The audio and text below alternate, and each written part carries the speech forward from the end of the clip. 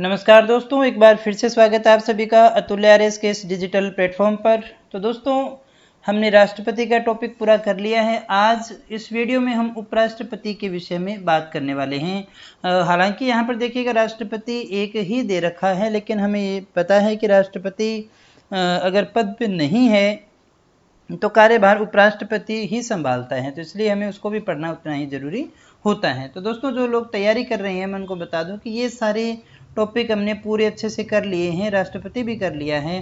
प्रधानमंत्री मंत्रिपरिषद को करने से पहले हम एक टॉपिक जो जरूरी है हमारे लिए, उपराष्ट्रपति के विषय में बात करने वाले हैं। तो बिना किसी समय गंवाए अपने सीधे टॉपिक की तरफ चलते हैं, उपराष्ट्रपति के विषय में बात करते हैं। और जैसा कि हम पढ़ते हैं हमेशा हैंड रिटन क्लास नोट्स से, ताकि आपको एक सही कंटेंट उपलब्ध करवाया जा सके। तो चलिएगा शुरू करते हैं क्लास को, देखते हैं आज हम क्या नया सीखने वाले हैं। तो दोस्तों, वैसे तो ये बहुत ही छोटा सा टॉपिक है, लेकिन फिर भी इसकी जो ज़रूरी चीज़ें हैं वो सभी हम अच्छे से पढ़ने की कोशिश करते हैं। तो चलिएगा बात करें उपराष्ट्रपति की। तो उपराष्ट्रपति दोस्तों एक संवैधानिक पद है। जिस शब्द का उल्लेख हमारे संविधान में आ गया, जिस पद का उल्लेख हमारे संविधान में है, वो संवैधानिक पद कहलाता है। संविधान के भाग 5 में है। इससे संबंधित अनुच्छेद है अनुच्छेद 63 से लेकर के 71 तक, और इसको हमने लिया है अमेरिका से ग्रहित किया है। और राष्ट्रपति के बाद में अगर दूसरा सर्वोच्च पद माने अपने तो कौन सा आता है? उपराष्ट्रपति का ही आता है। इसके संवैधानिक प्रावधानों की बात करें तो अनुच्छेद 63 के अंदर उपराष्ट्रपति के पद का उल्लेख किया गया है। अनुच्छेद 63 ये कहता है कि भारत का एक उपराष्ट्रपति होगा, और ये उपराष्ट्रपति जो होता है वो दूसरा सर्वोच्च पद होता है। और ये जो प्रावधान है दोस्तों, अभी हमने बात की, हमने कहाँ से लिए हैं? यूएसए यानी अमेरिका से लिया हुआ है दोस्तों। तो 63 में जो कहा गया है वो उपराष्ट्रपति के पद का उल्लेख है, यानी भारत का एक उपराष्ट्रपति होगा। अब हम बात करें कि उपराष्ट्रपति की क्या कार्य और शक्तियां होती हैं, तो उससे संबंधित अनुच्छेद है हमारा अनुच्छेद 64। उपराष्ट्रपति अनुच्छेद 64 के अनुसार राज्यसभा का पदेन सभापति होता है। उपराष्ट्रपति कौन होता है? राज्यसभा का पदेन सभापति होता है। पदेन सभापति का मतलब होता है वहां से चुना नहीं जाता, यानी राज्यसभा का सभापति वही होगा जो उपराष्ट्रपति के पद पे बैठा है ना। अब जो बैठा है वही उसकी अध्यक्षता करने का कार्य करता है।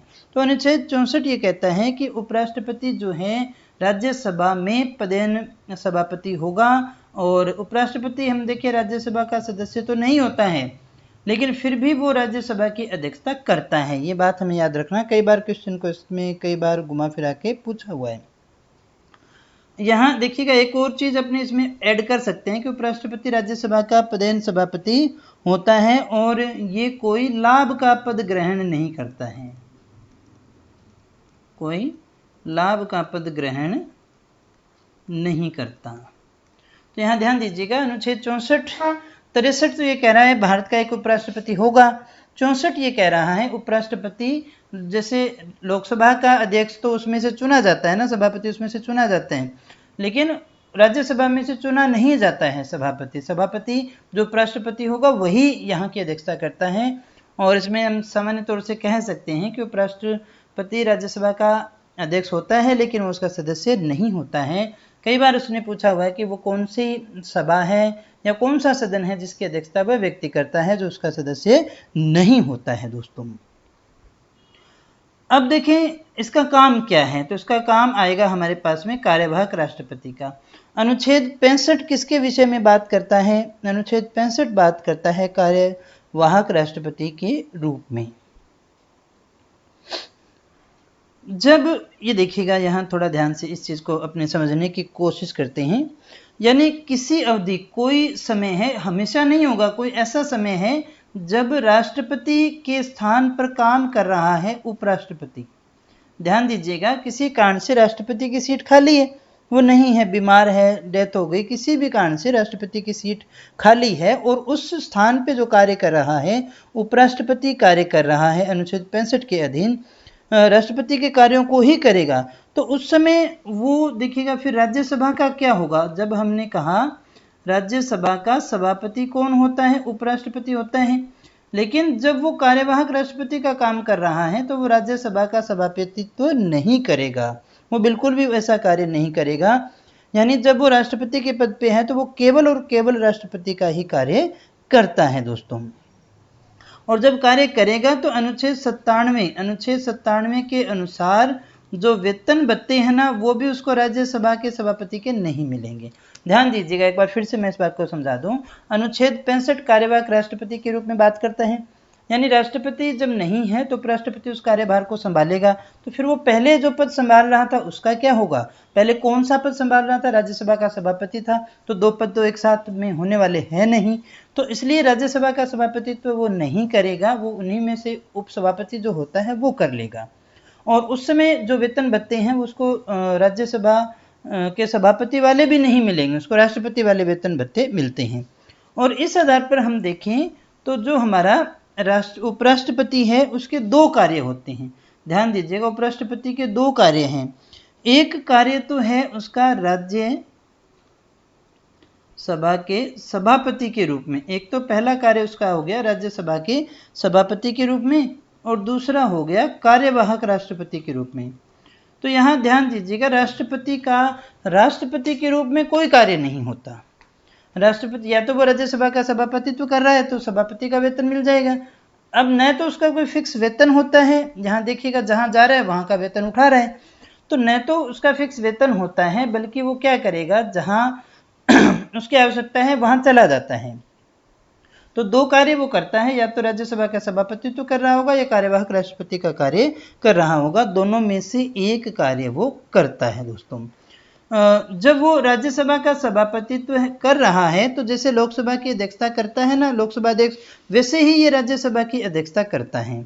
ये उपराष्ट्रपति जो है राज्यसभा में अनुशासन भी बनाए रखता है। राज्यसभा के अंदर कोई भी विधेयक पारित होगा तो उसके ऊपर हस्ताक्षर भी कौन करेगा? हस्ताक्षर भी उपराष्ट्रपति के ही होते हैं दोस्तों।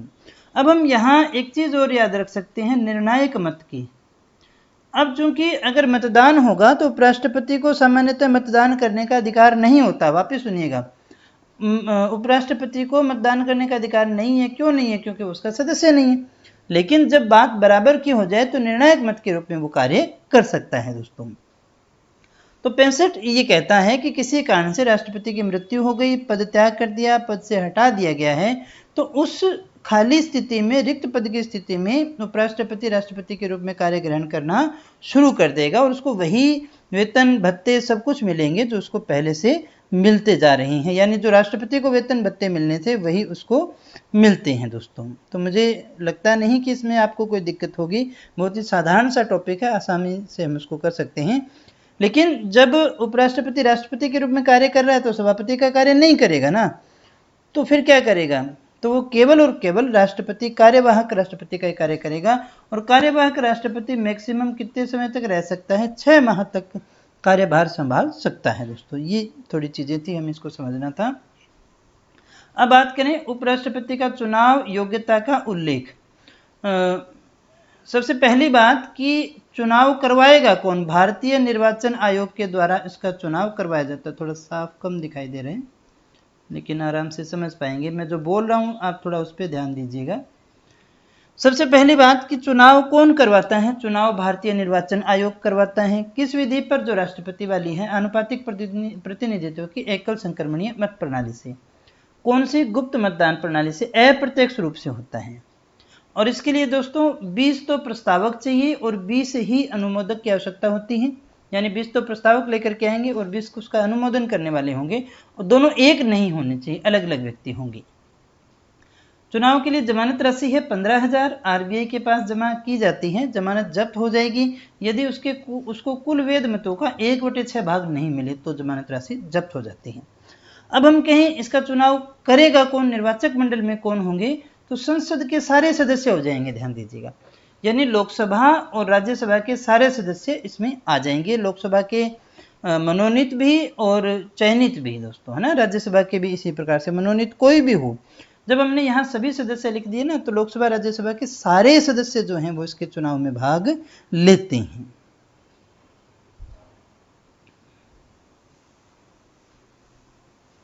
अब हम बात करें योग्यता की, तो उपराष्ट्रपति बनने के लिए क्या योग्यता होनी चाहिए? नंबर 1, वो भारत का नागरिक होना चाहिए। दूसरी, 35 वर्ष की आयु को पूरा कर चुका हो और राज्यसभा का सदस्य निर्वाचित होने की योग्यता वो रखता हूँ दोस्तों, और किसी लाभ के पद पर वो नहीं होना चाहिए। इन योग्यताओं की उसे आवश्यकता होती है और ये दो उसकी सेवा शर्तों के रूप में भी हम देख सकते हैं दोस्तों,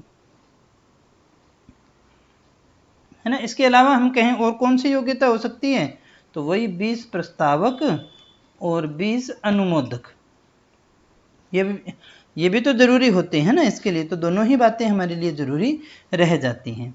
फिर हम बात करें कार्यकाल की। पहले कार्यकाल की बात कर लेते हैं जो 67 में दिया गया है। उपराष्ट्रपति का कार्यकाल कितना होगा, तो कार्यकाल होगा पद ग्रहण करने की तिथि से 5 वर्ष के लिए वो कार्यभार संभालता है दोस्तों, है ना। और कब तक रहेगा, नया उत्तराधिकारी बनने तक वो पद पर रहता है। 6 माह के अंदर अंदर चुनाव, पहले ही चुनाव हो जाता है, हालांकि अगर नहीं हो पाए तो उत्तराधिकारी आने तक वो सीट पर रहता है दोस्तों। अगर वो त्याग पत्र देना चाहे तो भी दे सकता है, राष्ट्रपति को देगा, त्याग पत्र देगा तो किसको देगा, तो त्याग पत्र जो है राष्ट्रपति को दे दिया जाता है। अब उसको हटाया भी जा सकता है। कैसे हटाएंगे, इसके लिए विधेयक जो है सर्वप्रथम राज्यसभा में लाया जाएगा। ये चीज हमें विशेषता याद रखनी है।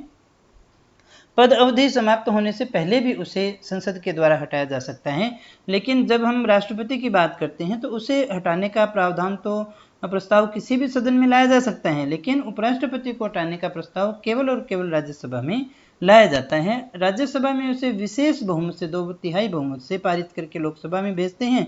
लोकसभा अगर उसे साधारण बहुमत से भी पारित कर दे तो उपराष्ट्रपति का पद क्या माना जाएगा, खाली माना जाएगा। अब हम कहें कि उपराष्ट्रपति को हटाएंगे कैसे, किस कारण से, तो हटाने का कोई भी कारण संविधान में नहीं दिया गया है। एक बार फिर से बात कर लेते हैं।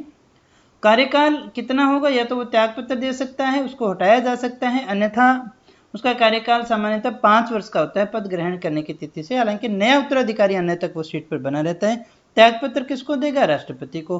हटाएगा कौन, राज्यसभा में प्रस्ताव ला करके 2/3 बहुमत से पास करके लोकसभा में भेज देंगे, लोकसभा उसे साधारण बहुमत से पास कर दे तो फिर उसको हटाया जा सकता है। लेकिन यहाँ पर महाभियोग उसके लिए नहीं लगाया जाता है दोस्तों, ये चीज हमें याद रखनी है। उसके बाद में देखिएगा 69 की हम बात करें, वैसे एक छोटा सा ये भी देख लीजिएगा। 68 में ज़्यादा कुछ है नहीं, फिर भी मैं बात कर लेता हूँ। 68 ये कहता है कि राष्ट्रपति की पदावधि की समाप्ति से पहले ही चुनाव जो है उसका पूरा कर लिया जाएगा, ये याद रखना है ना। और इसमें ज़्यादा कुछ है नहीं। 69 हमारे लिए इंपॉर्टेंट है। 69 में क्या दी गई है, शपथ दी गई है दोस्तों। 69 में क्या दी गई है, उपराष्ट्रपति अपना पद ग्रहण करने से पहले राष्ट्रपति के द्वारा दिलाई गई शपथ को वो लेता है, जो संविधान के प्रति सच्ची श्रद्धा और निष्ठा की होती है दोस्तों। केंद्र में इसकी दोहरी भूमिका होती है, राज्यसभा सभापति और कार्यवाहक राष्ट्रपति के रूप में। इसकी बात अपने कर चुके हैं। चलो देखें कुछ और अगर इसमें रह गया है, तो वैसे तो मैंने इसकी सारी बातें बता दी। अब हम कहें इसके वेतन और भत्तों की, जो थोड़ा सा आपको चक्कर रहता है, वेतन भत्ते कौन से मिलेंगे। तो दोस्तों हमने कहा या तो ये राज्यसभा का सभापति होता है या ये राष्ट्रपति का काम करता है। तो ये जब जिस सीट पर बैठेगा ना, तो उसको उसका वेतन मिलना शुरू हो जाता है ना। जब वो उपराष्ट्रपति राज्यसभा की सभापति की हैसियत से वेतन लेता है, लेकिन अगर वो राज्यसभा के सभापति की हैसियत से काम करेगा तो उसको 4 लाख रुपए मिलेंगे। कितने रुपए मिलेंगे, 4 लाख रुपए का प्रति माह वेतन मिलता है। कार्यकाल के दौरान उसकी कोई कटौती नहीं की जा सकती है दोस्तों। लेकिन वो राष्ट्रपति वाली सीट पे बैठा है तो फिर राष्ट्रपति के हिसाब से जो वेतन भत्ते हैं वो उसको प्राप्त हो जाते हैं। तो दोस्तों इतना ही था टॉपिक, और कुछ इसमें विशेष है नहीं, और फालतू हमें समय खराब करना नहीं है। जो जरूरी चीज़ें थी वो मैंने सारी आपको बता दी। तो आज के लिए इतना ही दोस्तों, मिलते हैं नेक्स्ट क्लास में कुछ और नई जानकारी के साथ। तब तक बने रहिए हमारे साथ यूं ही। Thank you very much.